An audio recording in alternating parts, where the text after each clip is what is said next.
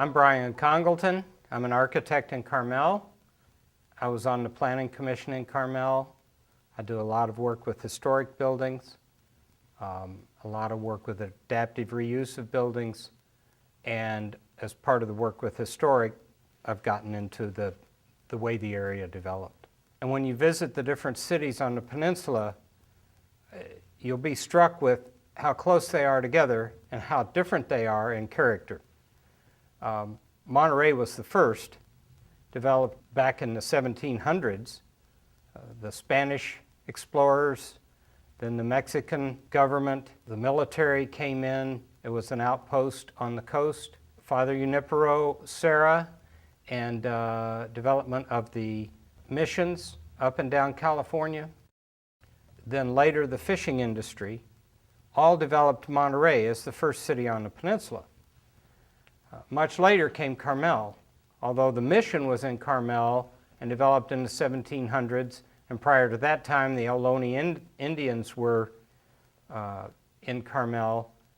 The development of Carmel as we know it today began around 1900, and it intensified greatly after the San Francisco earthquake of 1906. The earthquake caused people to seek out places where they could escape San Francisco, and Carmel was a logical one. It developed as an artist colony. People came down here initially to have summer vacations, to have weekend vacations.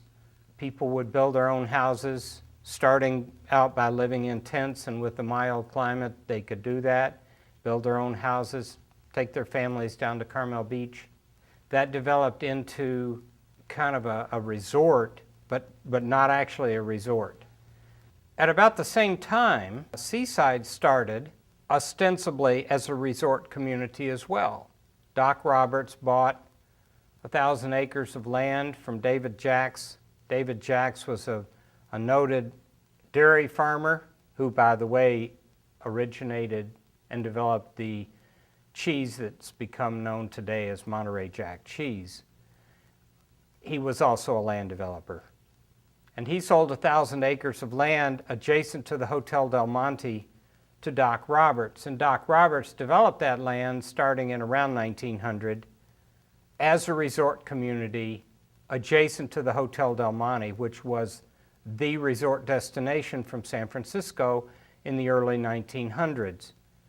People would come to the Hotel Del Monte, they would play golf, they would go over and picnic in Pebble Beach, and the resort that became known as Seaside was adjacent to that property. For a couple of different reasons, Carmel and Seaside, with similar beginnings, took very different directions. As I noted, Carmel started as a resort community and became one. It was an artist colony. It was a destination point. That's all that was there in Carmel was the beach, the forest, the beautiful views, the wonderful climate. In Seaside, different opportunities developed, different constraints developed. Seaside did not fare as well as a resort community. The highway separated Seaside from the sea, as did the railroad. Carmel didn't have that problem. Carmel didn't have a railroad at all, and the highway was east of the town, always. So there was never a problem with traffic going through Carmel, and there was always a problem with traffic going through Seaside. Seaside became very depressed by the 1920s. And in the 1930s, the military came into Central California, developing Fort Ord as an army base for basic training for troops going overseas later in the Second World War. That defined forever Seaside as a military community rather than a resort community. After the war, Fort Ord was a developed Army base, and with the wonderful climate that we have here, people who were in the military came back here to retire. And you find that a large portion of Seaside's population today is military retirees. Carmel continued to develop as an artist colony and then as a tourist destination and a wonderful place to come and live. The work, the industry was in Monterey, farming in Carmel Valley and Salinas Valley. The fishing was in Monterey, but the tourist industry included Carmel. Over time, it became less and less, Carmel did, of an artist colony because it ceased to be affordable for artists. So in the old sense of artists living here in a bohemian type of a community, that disappeared a number of years ago. Carmel is still very much an arts community, all arts, painting, sculpture, performing arts, all are very much alive in Carmel and very much a part of the economy and the society in Carmel. Seaside, having been a military community for a number of years, lost a major economic element when Fort Ord closed in the early 1990s. Everyone predicted the death of Seaside, and that didn't happen at all. The economy recovered nicely. Seaside has retrenched itself very much as a business community and part of the overall Monterey area, and has gotten past the military dependence that it had before. Architecturally, interesting things developed over time. I think probably the best architecture on the Monterey Peninsula is Asilomar, which is in Pacific Grove. It was developed as a YWCA summer camp by Phoebe Hearst.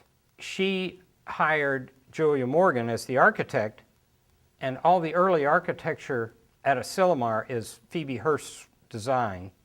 The planning is her master plan, and I think that the buildings there are probably the finest architecture that you will find on the Monterey Peninsula. As Asilomar developed over time and became a state park and a conference center, the state recognized the excellence in architecture that Julia Morgan initiated, and they followed by hiring other nationally and internationally renowned architects to carry through, not copying her architecture at all, but designing excellent buildings compatible with her work.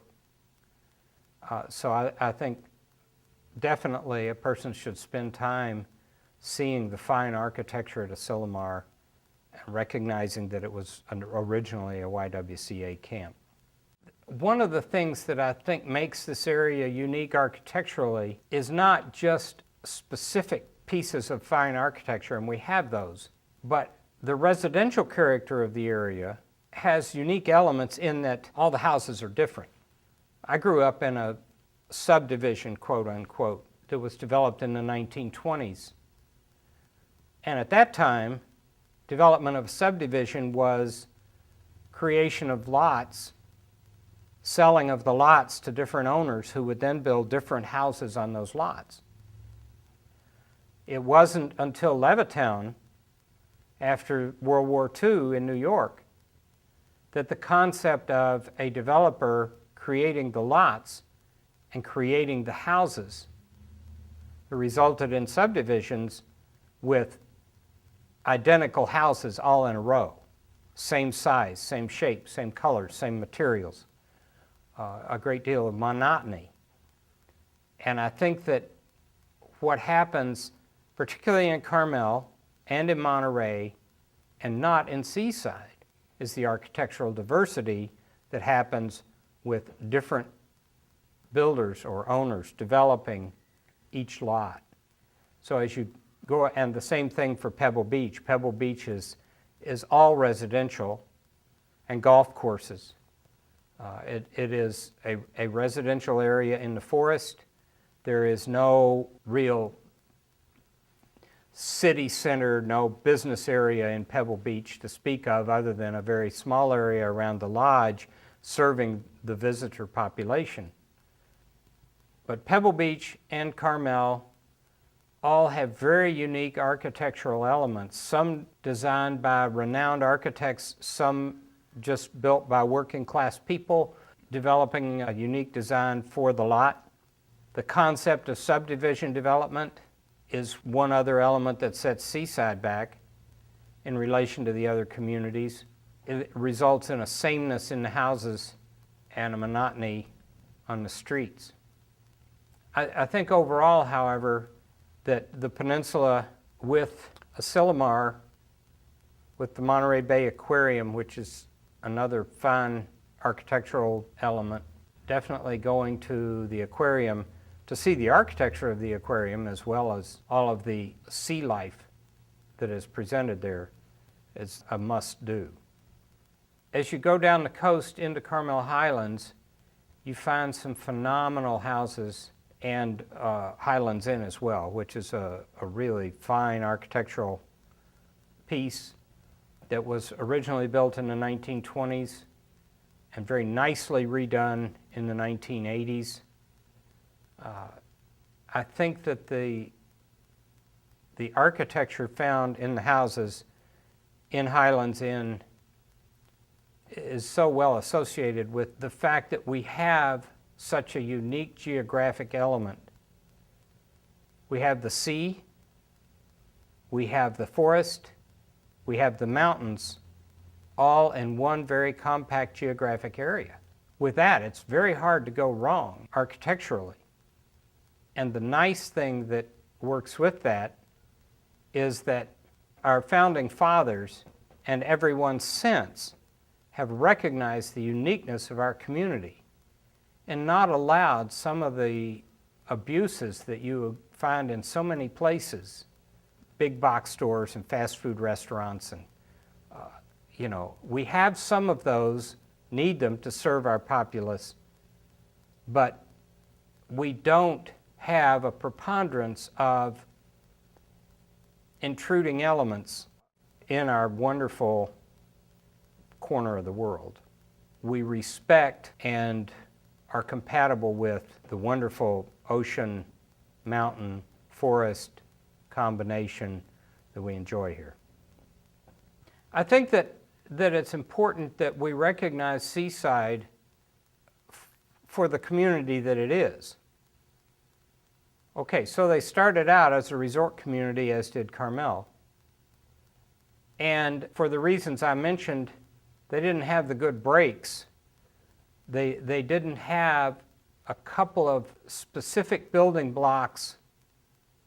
But what they did have was a strong community spirit surviving the Depression, which for Seaside was very challenging. Embracing the military, which was equally challenging, but also equally rewarding. And then following the loss of the military to continue to build a really fine community. In fact, they have some architecture in Seaside that is wonderful. Unlike Carmel, Monterey and Seaside did major redevelopment projects during the urban renewal period of the 1960s. When they did, Seaside City Hall, for example, was designed by Edward Durrell Stone, a fine example of his work, his mid-century modern work. He also did Community Hospital of the Monterey Peninsula. He's internationally renowned for the work that he's done. The other architect that was involved in that period was Charles Moore. Charles Moore's wife was the sister of the Seaside City Attorney, Saul Weingarten. And during that period, Charles Moore did some very interesting projects in Seaside. Charles Moore later became known for Sea Ranch, I think everyone knows about the mine shaft modern buildings designed on the cliffs up in Northern California as Sea Ranch, and that made him world famous.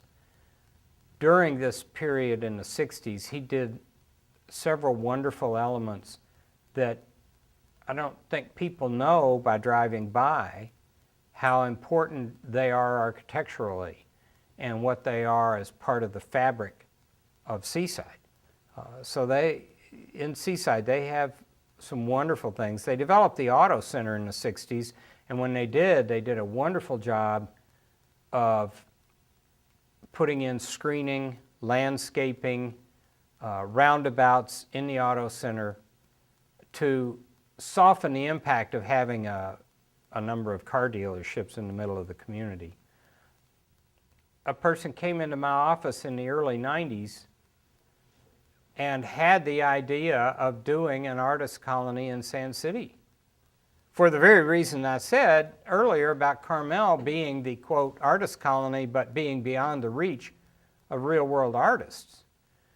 And she had a great idea, and it was to do live-work artist lofts. I think when you look at the Sand City development, it didn't get there. Jerry Lomax's lofts in the commercial area, I think, are much closer. It would be good if there were more artist lofts there. When Fort Ord closed, the lands of Fort Ord were divided up among the surrounding communities. Seaside got a great deal of land, and most of California State University Monterey Bay, which was the original center part of the base, and they got two wonderful golf courses, Black Horse and Bayonet, that were developed for the Army and had been private Army golf courses for many years. And they're basically, they've been referred to as Pebble Beach, you know, without the expense. They're very challenging courses. They're world-class golf courses. They're very narrow. But now that they're open to the public, that brings Seaside into the Peninsula golf community, and the Peninsula has a wonderful golf community, as you know. So I think that Seaside, with its views and with the strong citizenry that it has, it's on its way up as a member of the Monterey Peninsula community. And I think the future bodes well for the city of Seaside.